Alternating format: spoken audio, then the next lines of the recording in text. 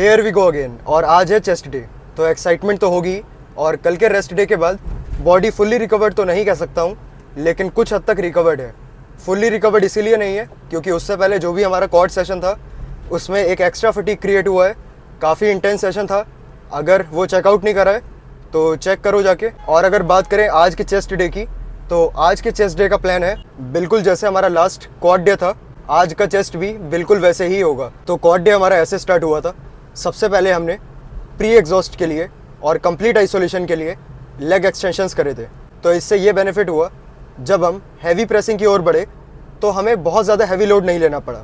और यही चीज़ अगर मैं ऐसे स्टार्ट करता, पहले हैवी प्रेसिंग और उसके बाद आइसोलेशन वर्क, तो वैसे इस वाली अप्रोच में भी कुछ भी गलत नहीं है। ये बस डिफरेंसेस हैं अपने माइंडसेट में। कभी ऐसा वर्क करता है कि आइसोलेशन से स्टार्ट करा जाए और कभी कभार ऐसा मन करता है कि शुरुआत ही हैवी लिफ्टिंग से करी जाए। तो इसका मतलब ये बिल्कुल भी नहीं है कि कोई भी तरीका सुपीरियर या इन्फीरियर होता है। ये जो भी ट्रेनिंग स्टाइल्स होते हैं ये सिर्फ और सिर्फ अपनी प्रेफरेंसेस पे होते हैं। So in my opinion I really don't think this is the point to argue about. Of course, there are different training styles and you have to just follow which one works for you. So it really doesn't matter which kind of training style is that. It may be either working with high volume with low intensity, or otherwise working with full intensity and keeping the volume super low. So if I have to talk about myself, I would prefer the second option. And talking about second option, that is high intensity and low volume. So let's begin the chest session. We are already at gym. All right, तो just according to the plan chest day की starting हो रही है pack deck machine से। और ये एक fly based movement है और इसमें टारगेट हमारा यही है कि पहले चेस्ट को प्री एग्जॉस्ट करना है, जिससे कि आइसोलेशन वर्क हमारा जो भी है वो पहले ही ख़त्म हो जाए। तो इसके बाद ऑब्वियसली एक हैवी प्रेसिंग मूवमेंट होगा and then followed by another pressing movement. और इसमें हमारा सिंपली फोकस सिर्फ यही है कि maximum amount of blood flow जितना भी पॉसिबल है हम पैक्स के अंदर उतना ला पाएँ। और इसका सिर्फ एक वर्किंग सेट रहेगा। सो लेट्स बिगिन।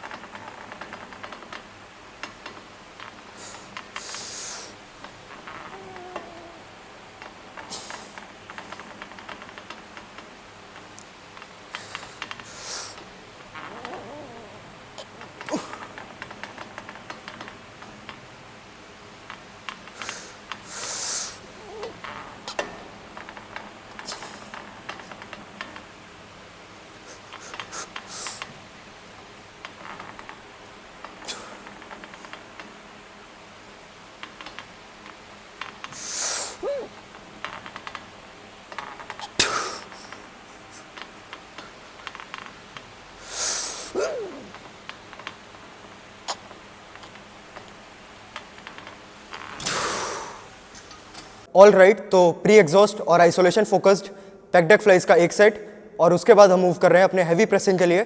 और हैवी प्रेसिंग के लिए हमने पहला मूवमेंट चूज़ करा है Smith machine incline bench.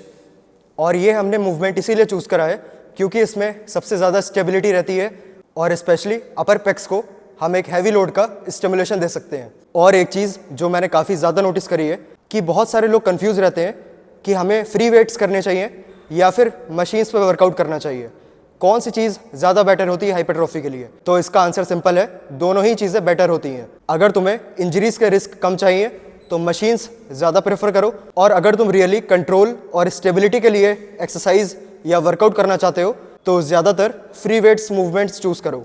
If I talk about my self, I prefer best of both worlds.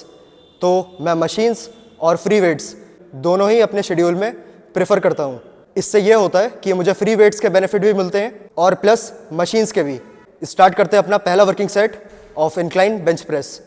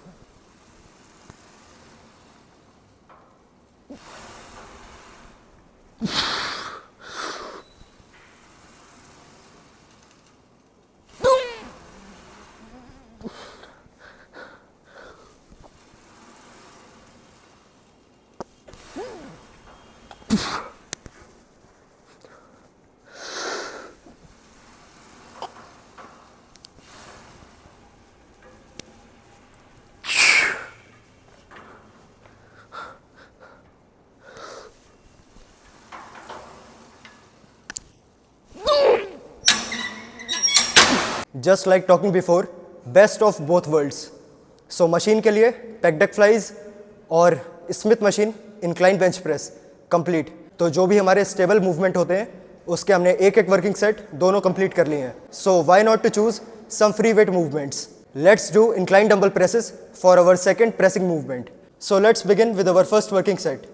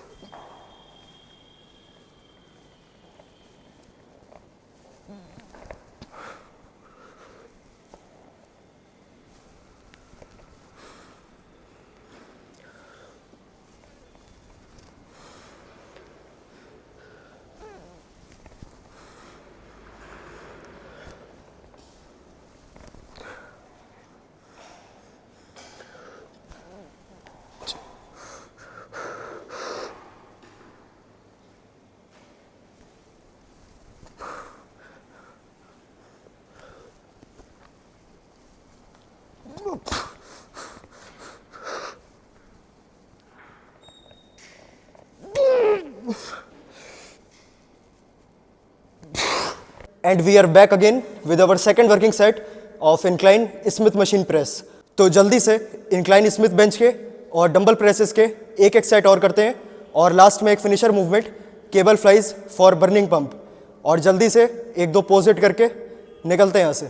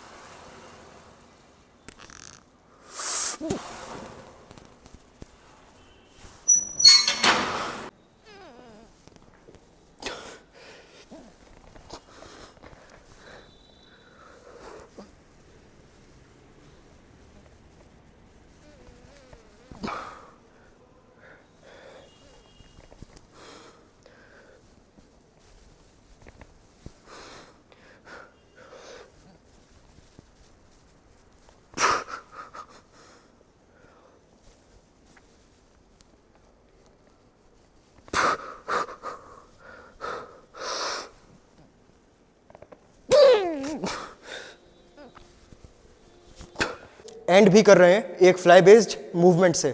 So this is the last working set for chest today. So let's finish fast.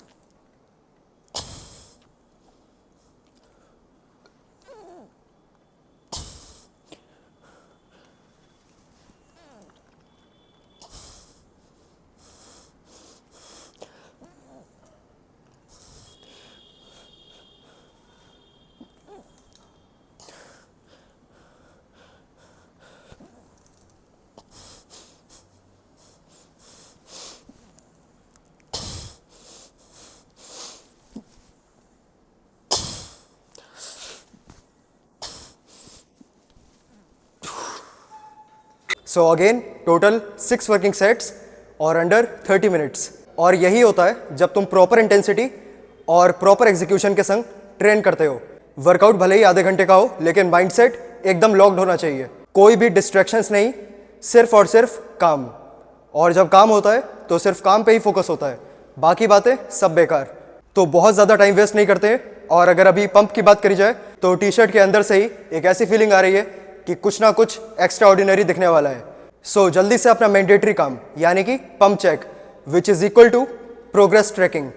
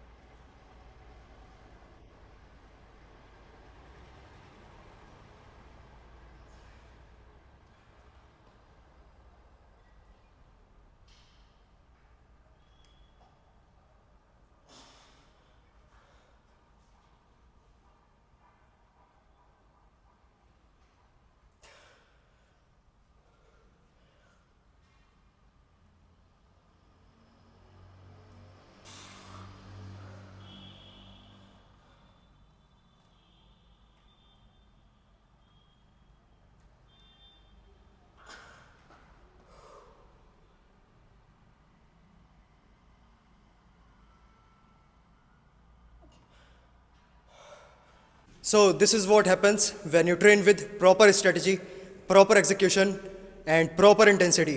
That's why I only prefer intensity over high volume. Without taking much of our time, we can really push hard and really intense. और इसके बाद सिर्फ एक ही काम बचता है, वो है रिकवरी. अगर रिकवरी ऑन पॉइंट है तो ग्रोथ को कोई भी नहीं रोक सकता है. सबसे पहला काम है इंटेंस ट्रेन करना और दूसरा काम है उसको रिकवर करना. और बॉडी जब रिकवर करेगी तभी ग्रो कर सकती है. Without recovery, growth is impossible. So if I talk about today's pump, it is just unbelievable. So heavy pressing is the real game changer. और कल है बैक डे, तो उसमें भी सिमिलर ही अप्रोच रहेगी. हैवी प्रेसिंग की जगह बस वो होगा हैवी रोइंग. तो बस एंड करते हैं आज के लिए यहाँ पे और बाकी बातें करेंगे कार में. तो एक बढ़िया चेस्ट वर्कआउट खत्म और रिजल्ट मिरर के सामने और कैमरे के सामने एकदम क्लियरली विजिबल था. And just to be real at this current point, whatever the training mindset is along with the nutrition, it is just perfect. तो इसमें कोई भी चेंजेस करने की इस समय ज़रूरत नहीं है. तो ट्रेनिंग में जो भी मिथ या प्रॉब्लम्स होती हैं वो तो इजीली क्लियर हो जाती हैं. अगर कोई चीज़ रह जाती है तो वो है न्यूट्रिशन. अगर न्यूट्रिशन की बात करी जाए तो एक चीज़ जो मैंने बहुत ज़्यादा सुनी है कि लोग कहते हैं workout is just 20% and diet is 80%. So I really don't agree with this statement, क्योंकि दोनों चीज़ें ही इक्वली इंपॉर्टेंट है. सो इसमें कोई भी ऐसा बेसिक फार्मूला नहीं है कि 80% डाइट या 50% डाइट, 20% वर्कआउट या 50% वर्कआउट. दोनों ही चीज़ें 100% होनी चाहिए, जो कि अगर ऐड करोगे तो 200% बनेगा. सो 200% इज़ नॉट प्रैक्टिकली पॉसिबल। तो ये सिर्फ एक एजम्पशन है। तो एजम्पशन की बात करें, एजम्पशन सिर्फ एक अंदाज़ा होता है, लेकिन बॉडी अंदाजे से नहीं बनती है, बॉडी बनती है मैक्सिमम एफर्ट से। तो मैक्सिमम एफर्ट चाहे वो ट्रेनिंग में हो चाहे वो न्यूट्रिशन में हो, दोनों चीज़ों में डिसिप्लिन ज़रूरी है। और बहुत सारे लोग ये भी कहते हैं कि real gains are not made in gym, real gains are made in kitchen. तो इस वाली स्टेटमेंट से I agree to some extent, और ये इसीलिए क्योंकि ट्रेनिंग से ज़्यादा हमें डिसिप्लिन रखना है अपने माउथ पे। तो less talking, more work and quality eating. So in the nutritional context मैं एक यही एडवाइस देना चाहूँगा, जो भी तुम्हारे फूड आइटम्स हैं तो उसमें सबसे पहले यही ट्राई करो कि तुम्हारी मैक्सिमम कैलोरीज जो भी आ रही हैं वो क्लीन फूड सोर्सेज से आ रही हों।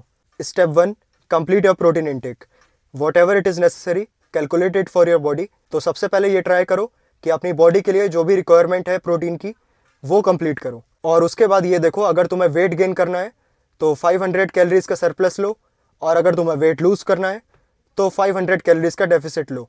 तो डाइट तुम्हारी कुछ ऐसी लगनी चाहिए। सबसे पहली प्रायोरिटी उसकी होनी चाहिए प्रोटीन इनटेक, और दूसरी चीज़ जितनी भी कैलोरीज बच रही हैं उसको डिवाइड कर दो फैट्स और कार्ब्स में। फैट्स और कार्बोहाइड्रेट इतने ज़्यादा मैटर नहीं करते हैं, अगर कोई चीज़ मैटर करती है तो वो प्रोटीन इनटेक है और टोटल कैलोरीज हैं। तो सबसे पहले अपनी कैलोरीज ट्रैक करो, अपना प्रोटीन ट्रैक करो। जब तुम इन दोनों चीज़ों पे कंसिस्टेंट हो जाओगे तुम्हें रिजल्ट्स ऑटोमेटिकली दिखने लगेंगे। तो एंड करते हैं आज के लिए यहाँ पे, मिलते हैं कल नेक्स्ट सेशन में।